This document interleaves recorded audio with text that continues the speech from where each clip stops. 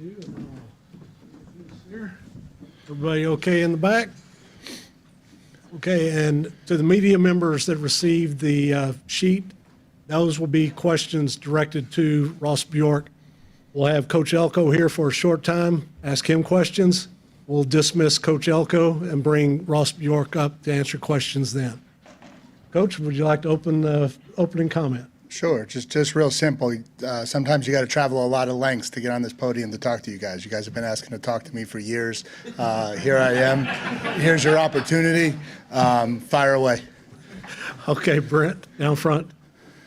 Yeah, I remember one time I said, see you next week, and you said, no, I'll see you Next year. I do remember that. So Brent Sorneman, Houston Yeah. Chronicle. We've seen what you can do on defense here.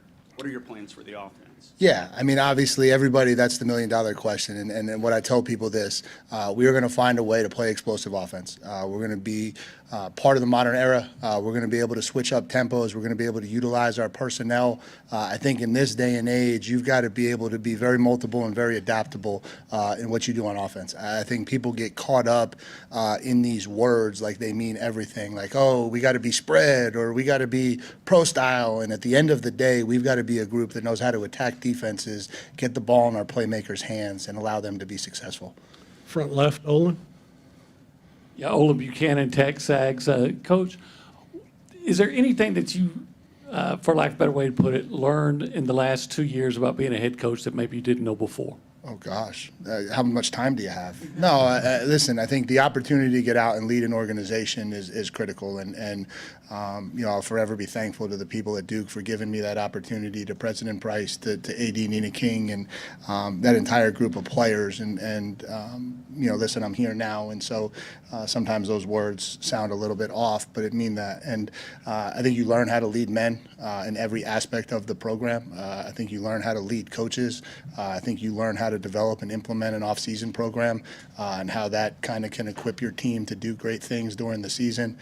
The organization that goes into managing the amount of people that are in a modern-day football operation, and then still making sure that you're doing the things you need to do from an X and O standpoint to make sure that the football product looks the way you want it to look. And so I think learning how to manage all of that, every year you do it, you should get better at it if you're self-evaluating yourself the right way. Second row on the right, Christie. Christie Regan from the Associated Press. You said earlier to the fans that you're tired of talking about winning a national championship. It's time to be about it. But just to talk about it a little bit more, what gives you confidence that you'll be able to bring the Aggies their first national championship since the 1930s? Yeah, I just think when you look at what this program is capable of, what we've got to do is we've got to fulfill that potential. And I think that happens with work. And I think that was the message I sent to the players. That was the message I tried to deliver to the crowd.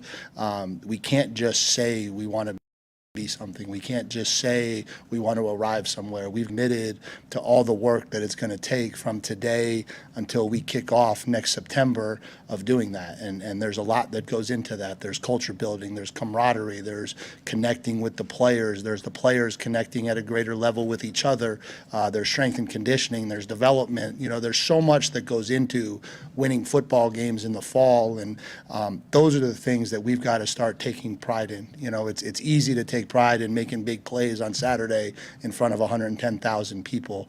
Are we willing to do the things that we need to do when no one's looking so that we can have the results that we want come the fall?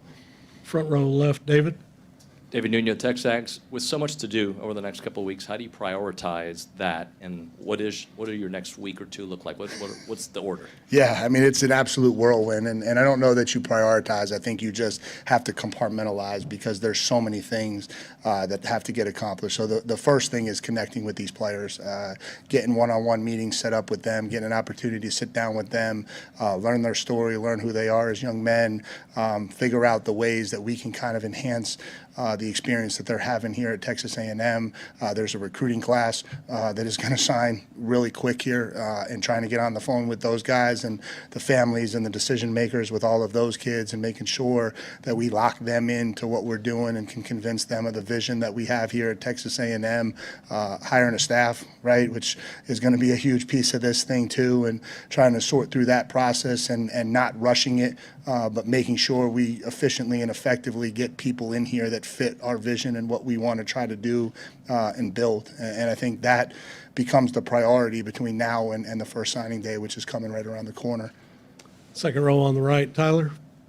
Yeah, Tyler Shaw with KBTX TV. Coach, at what point were you approached about this opening, and how easy of a decision was this?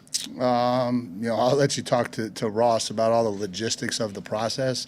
How easy? I think every decision is really easy and really hard. I think if you're true to yourself, professionally chasing this opportunity, coming to this great program, this great institution, that's easy. When you think about leaving relationships, leaving people, the strain and stress it puts on your family, that's really hard, right? And so as a coach, you're always kind of caught in this back and forth pull, and I'm very thankful that I've got a very supportive family that kind of backs me and backs my career and the things that we want to do to kind of chase my dreams to some degree, and that's ultimately what gets us here. Front row left, Cease.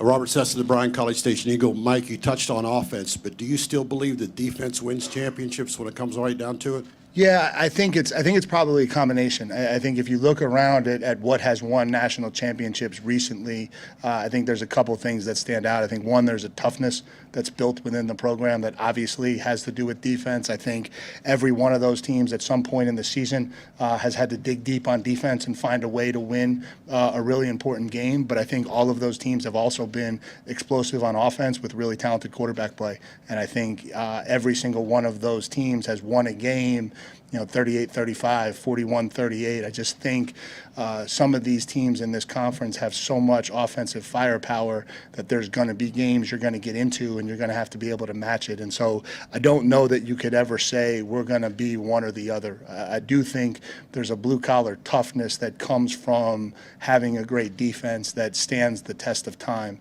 But if you can't score points, you won't win games enough to be where we want to be. Front row right, Travis. I got Travis Brown, the Bryan College Station Eagle. When you left this place, did you sense that this was a place you could return to one day? And what made Bryan College Station such a special place for your family? Yeah, I mean, obviously, listen, playing in Kyle Field is one of the most unique atmospheres in the country. And when that place gets rocking, there's nothing like it. And what makes it even more unique is it's rocking every single Saturday.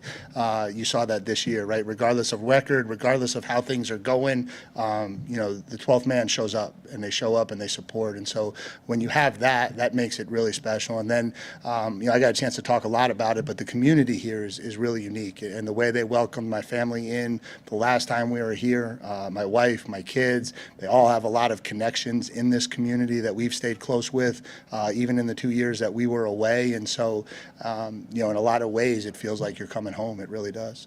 And do you have a timetable for when you want to set up your staff? And is Elijah going to be a part of that? Elijah will certainly be a priority, and getting him to stay here is a huge priority. That process has already begun. Obviously, him and I have a strong relationship from the last time we were here, and you're certainly going to do everything in our power to make sure that this is the place he believes is the right fit for him in his future moving forward. In terms of the rest of it, I don't think you ever want to put a timetable on it. I think you want to do it as quickly as possible, as efficiently as possible, but we have to get it right. We have to get the right people in this program to lead these young men, and that's from a coordinator perspective, that's from a position coach perspective, that's from a recruiting office perspective. We have to build this staff to match what we're capable of being, and as long as it takes to get that right is as long as it will take. Second row on the left, Sam. Mike, Sam Conn from The Athletic. Welcome Yeah. back. Curious, what does a championship football player look like for you when it's recruiting? Like, what's the profile of a guy that you're looking for? Yeah, I don't know that there's necessarily a profile. I think there are some intangibles that go into it. You got to find kids who love football.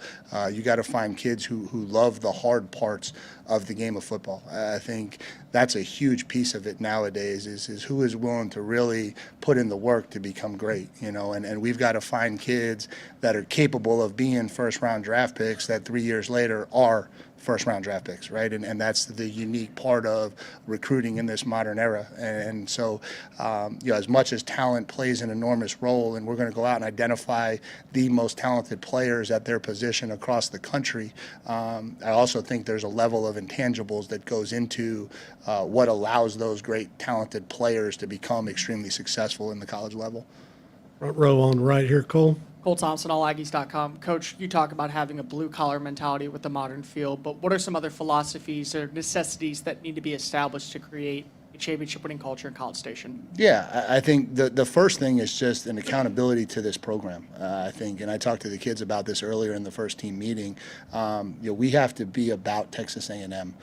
We can't be about what I want to do to get a higher draft status. We can't be about what I want to do to get a better NIL deal. We have to be about what I can do to make Texas A&M great. And through that come all of those opportunities. And if you look around at the programs that are doing it at a really high level right now, that's what's happening. They're doing the things they need to do to perform on the field as individuals and as a team, and it's leading to all of the things they want: high draft picks, NIL, all of the things that are really important to these young men. And so it's just making sure the priorities are in the right place, that they're chasing the things that are ultimately going to lead to where they want to go. Third row on the left, Shahan. Hey, Shahan J. Rogers, CBS Sports. How you doing, Coach? So obviously 34-13 during your time at Texas A&M last 2 years have been a little bit rougher. When you come back to this job and evaluate, one, what do you think it kind of takes to get back to where you guys are, and what do you think that you kind of need to do to get to that next point? Yeah, I just think it's kind of just replugging the kids in. And I think, when you look at what Elijah has done the last 2 weeks, I think you've already started to see that process started. It's really hard when you have high expectations and you come up short, right? As hard as that is for the fans and as hard as it is for the people who support the program, it's even harder for the kids who put in all of the work and the coaches who put in all of the work. And so some of it is just kind of recharging it, kind of providing a fresh perspective, some fresh leadership, direction, giving them something to kind of rekindle that fire and get them something to believe in moving forward, and then just kind of holding them to that every step along the way. Front row right, Mark. Mark Passwaters, Rivals. How do you plan to go about juggling the difficulties of the transfer portal next week and then early signing? Do hit the road running on Friday. We're going in the direction we need to be going. Third row on the left, Alex. Hey, Mike. Alex Miller with the Eagle. Only being gone 2 years, you probably had relationships with some of these guys you either coached or recruited. What was kind of your message to them and their response? And did you maybe get to speak a little differently having those prior relationships instead of coming into a room maybe a little cold? Yeah, it was probably a unique start to a first team meeting. There's not many times when you go into a first team meeting and 50 of the players come up and give you a big hug and welcome you back, right? And so I think the start was really unique. It was great to see a lot of those kids, some of those kids that I've coached, some of those kids that I kind of watched on the other side of the ball, some of those kids that were part of the evaluation process and the recruiting process but didn't actually get to see arrive on campus. And so that part was really good. But then I think when you get up in front of them, all of that has to go away, right? Because it's about new leadership, it's about new direction, it's about establishing a new identity. And so you just start building the roadblocks for what that looks like. And so as much as there is this continuity of guys that you've known and you have related to over the years, there's still a job that needs to be done in building it to the level that needs to get to, and you got to make sure you don't cut any corners in doing that. Fourth row on the left, Carter.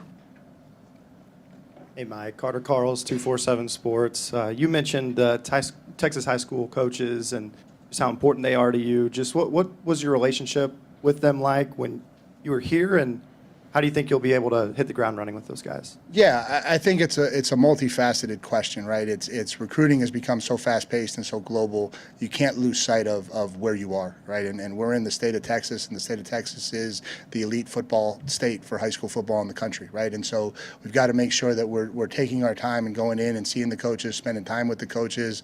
I was able to do that some, probably not as much as I maybe would have liked, but certainly able to do that some, and I think that's got to be a priority. And then I think think it's access. I think one of the biggest things as a great football playing university in this state is we have to provide access. We got to be welcoming to the high school coaches. We've got to get them around our building. We've got to get them to see how we are running this thing so that they can go back and breathe confidence about what's happening here at Texas A&M.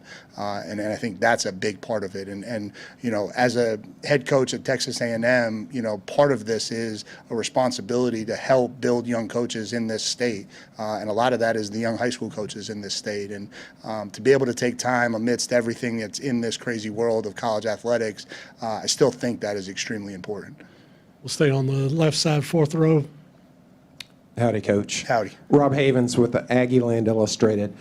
I got to go back and watch your introductory press conference at Duke a couple of years ago this morning, and you talked about how each one of your stops, each school was like a puzzle, and you kind of had to figure out what pieces. So having seen this puzzle before, what pieces do you think are going to be important for us to win a championship? Yeah, I think every program is unique, right? And every situation is unique. And we play in the best football conference in the country. I don't think that's debatable.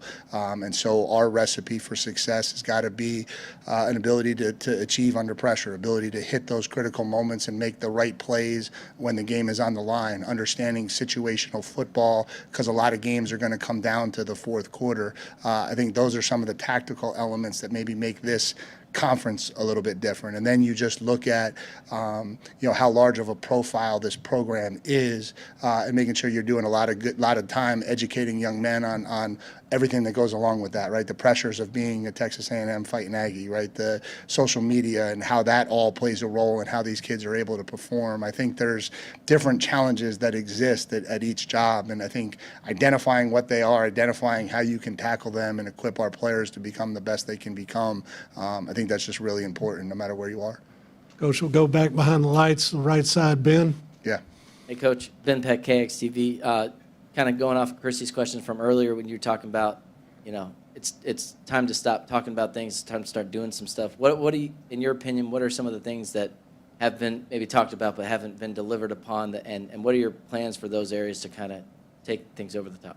Yeah, I think it's a natural reaction to want to accelerate the process of success, right? And so, everybody wants to be a national championship program, right? And we certainly have everything that we need to be that. But a lot of that stuff is when you guys aren't looking. A lot of that stuff is when we're in this building by ourselves, when we're in the indoor, and that part of football is not fun.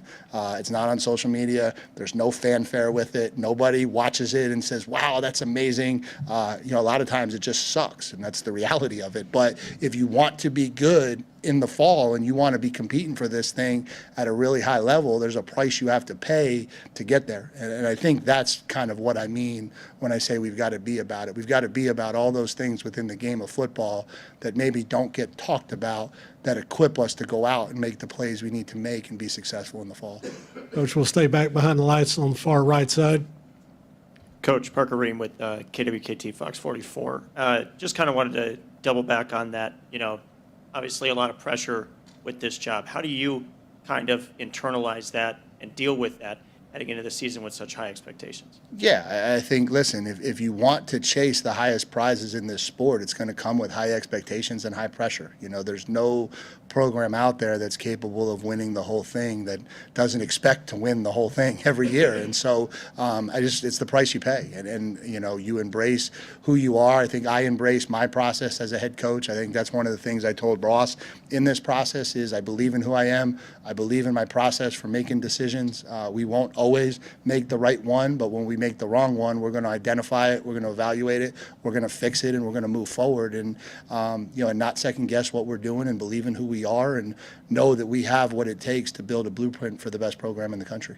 Coach, we're going to wrap you up with the second row on the left, the battalion. Then I've got to get Coach to some more obligations, and we'll bring Ross up. Battalion, it's yours. Coach, Luke White with the battalion. What is the message as you get familiar with this team and really get to know the players? What are y'all talking about?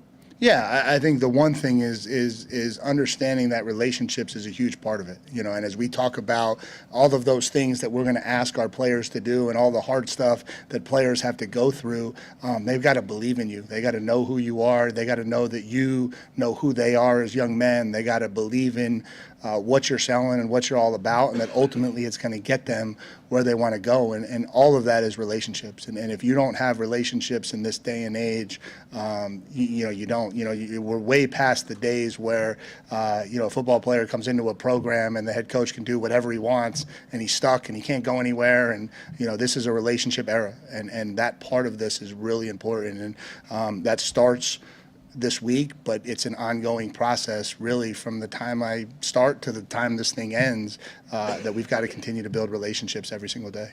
Coach, thanks for your time. Yeah, We can thank you, bring guys. off this way. See you next year. Yeah. See you next week. Rachel will take you, Coach. All right, Ross.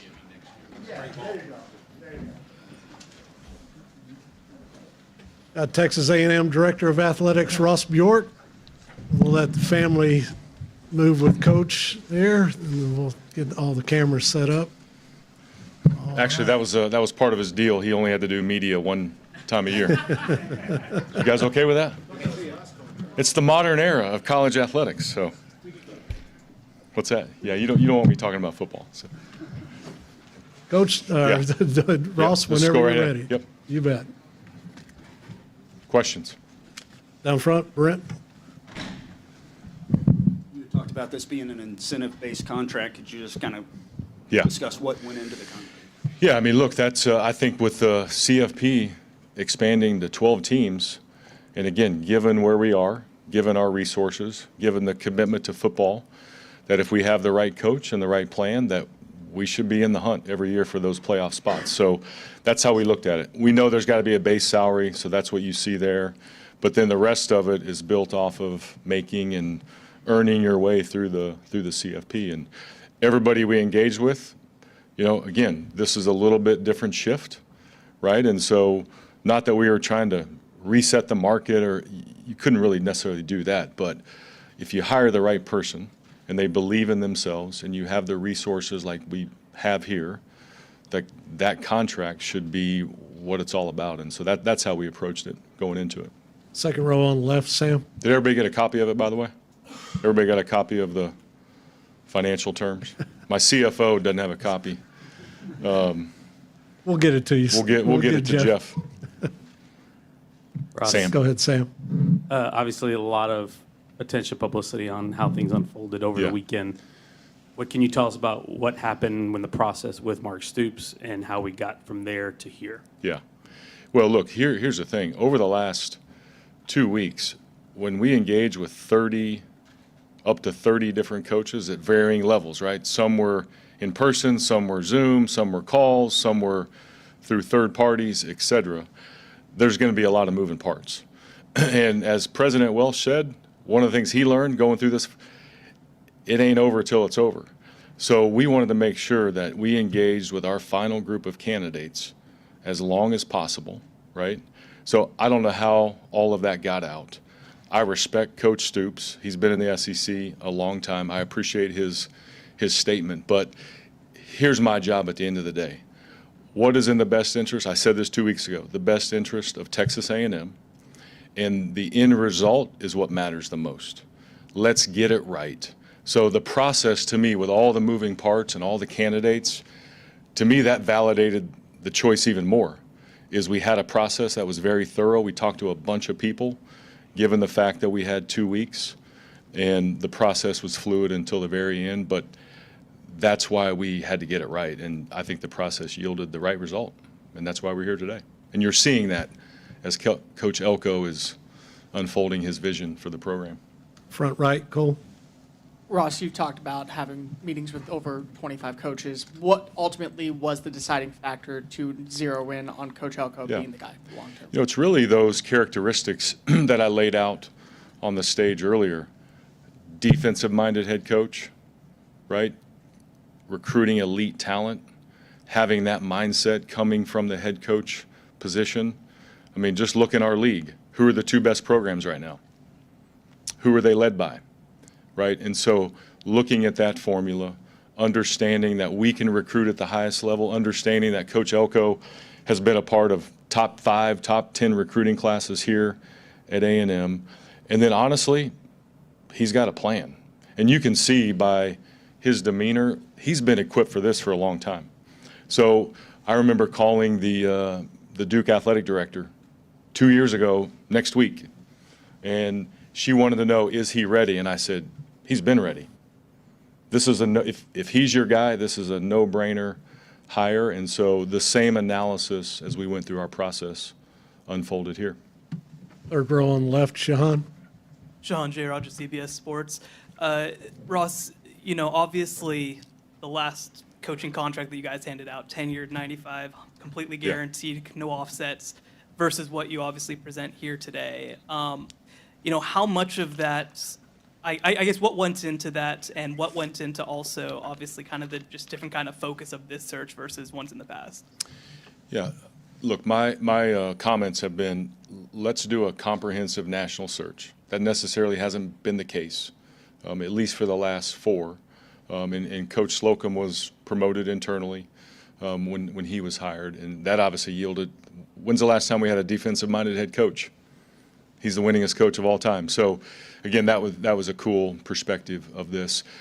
Look, I just think that having a 12-team playoff, the incentive-based process of a contract, I think the market here in the SEC, we wanted to be fair in the market, but we also wanted to say, hey, look, I think the landscape can change where you actually have to earn things. And if somebody believes in themselves, believes in their plan, they have the right approach, they'll earn it. And as you can see, you have a chance, right, to be paid like a national championship level coach. And so that was the approach through the process, and those are all the conversations that took place. Second row on the right, Tyler. Yeah, Ross, at what point in this process did you approach Mike, and then how long kind of was the turnaround of you presenting the opportunity and him agreeing to it? Yeah, we started the process Sunday night on November the 12th, right? And people think search firms pick the coach for you. That's not how it works. The search firm, their job is to understand the landscape throughout the whole year, not just during football season, not just when I call them on November 12th and say, hey, okay, are you ready? Well, yeah, they're always ready. So they understand the landscape. They understand who's movable. Coach Elko was on our list from the very beginning. And as the process unfolded, as the identity of what we really, really wanted, and we thought was the right DNA of a program that wins, he obviously rose, to the top. So there was engagement from the beginning, and like I said, everybody was active. And we kept that process going all the way through Saturday night and Sunday morning. Second And then we row. went and picked him up last night. I think you were out there at 2 a.m., right? Yeah. You didn't get much sleep like me either, so. Second row on the right, Christie. You've talked about a lot of the things that you liked about Elko, but if you had to boil it down to like the best thing about him from your perspective, what would you say? I think a humble but confident genuineness of this game. Look, I played college football. I'm not a coach, but I'm a product of it. And if you know his story about, his parents and how old his mom was when she had him, if you know how he grew up and where he grew up, if you know that he got into an Ivy League school when he maybe wasn't supposed to, if you know that story, to me, that's why he's a great coach and a great leader, is because of the beginnings and how he's worked his way through. And so he talked about U.S. Merchant Marine Academy, defensive coordinator, no one's ever heard of it, Division III, and now he's at Texas A&M. That is a cool, humble, genuine story, and I think that's what the qualities that we were looking for as well, just a great person. Front left, Olin. Yeah, Ross, President Wells suggested that there was maybe some misinformation out there about this whole process and everything. So with that in mind, I ask you, was Mike your first choice? And if not, why not? Yeah, look, here's the thing. These things are fluid. And again, when you get down to crunch time, and I felt that if we had the right group of finalists, I think this weekend was critical to get things done, right? Transfer portal opens up. Our transfer portal's been open, right? But we were done playing. The kids had the week off from any football practice. I felt like, look, if we have a final group, then we need to activate that final group and let's zero in on who we think is the number one choice. And that's where it led. And really late Saturday night as everything is, I'm getting pinged as well, right? I don't know if you were part of the, whatever you were tweeting out, Olin. I wasn't reading Twitter, believe me. We were focused on let's get it right. And that's really, again, all that matters, and that's my responsibility, is let's get it right. Right, Mark? Ross, it looks like the pool for assistants is pretty significant. Was that something that Mike wanted, or was that something that you guys mutually agreed upon? I think, I mean, you talk about that through the process, and let's make sure we understand what that includes. That includes, the pool, I think, is listed at 11 million. Yes, sir. It's actually less than what it was. And the thing is, we're gonna have a plan of what the right staff makeup is, not just, hey, we got to add this and we got to add this. It's here's the plan, here's the number that works. So it's all assistant coaches, it's all analysts, it's all recruiting staff, it's all operations staff within football, and it's the strength and conditioning staff. That's what that number is. That's what that number makes up, is the comprehensive nature of just the football. But people like athletic trainers, equipment people, video people, they're not in that number. But that number's top 8 in the country, top 10. So it's a very competitive number in the landscape. Front left, Cease. Did Mike have a buyout in his contract at Duke? Yeah. What about that? Who handles that? He does, yeah. I don't know if that was in that term sheet. Okay. I don't. Yeah, we handle that. Yeah, the institution handles his buyout. You know what? We're still confirming exactly. It depends on dates and everything like that. Yep. Front right, Travis. Yeah, Ross, you mentioned your pool of candidates. How many were in that finalist pool of candidates? You know what? It's hard to say, honestly. People are still playing games. We went through the weekend. I mean, like I said, we engaged with a bunch of Power 5 sitting head coaches, several Group of 5 head coaches, several NFL coaches, right? So it's hard to say exactly what the final group was because things were fluid on Saturday. And we were still hearing from people wanting to get in, you know, at the last minute, and so you had to filter all of that as well. Do you know how many you were in contact with on Saturday? It was more than 5, let's put it that way. Okay. Either me directly or our firm. And I know you mentioned the little bit less on the assistant coaches pool. Was some of that shrinkage in the number with some of the buyout for Jimbo? No. It was being smart about what it takes to run the program, period. That's all it is. Let's be reasonable but competitive and be smart. That's all that is. Fourth row on the left, Rob. Howdy, Ross. Howdy. So with the other coaches that you had in mind, you didn't necessarily have to get back. But once you chose Mike, did you get a chance to kind of talk to Coach Robinson and tell him that a decision had been made? Yeah, no, absolutely. That's an important part of the process. I made sure that I personally engaged with Elijah throughout the whole process. And really it started the Sunday morning that I asked him to serve as the interim head coach. And my message to him at the time was, I don't know where all this is going to go. We're going to get started, but I will do everything in my power to ensure that he's here as long as he wants to be here. So that process really started 2 weeks ago. We stayed in touch throughout the process. We stayed in touch throughout the weekend. I met with him last Wednesday and went over kind of where we were in the process. You know, perhaps we can get down to a final group through the weekend, and we'll stay in touch. And so I talked to him a couple times, you know, on Saturday after we got back from LSU, talked to him a couple times on Sunday, and just wanted to make sure that, you know, he knew, not necessarily where we were going, but just, hey, Coach, I'm going to keep you posted. We want you to be here. We want to make sure there's stability from your standpoint. And like Coach said, that's the priority, that Coach Elko will now, he'll handle that, and we'll support him, you know, behind the scenes. Ross, we'll go back behind the lights on the right. Ben?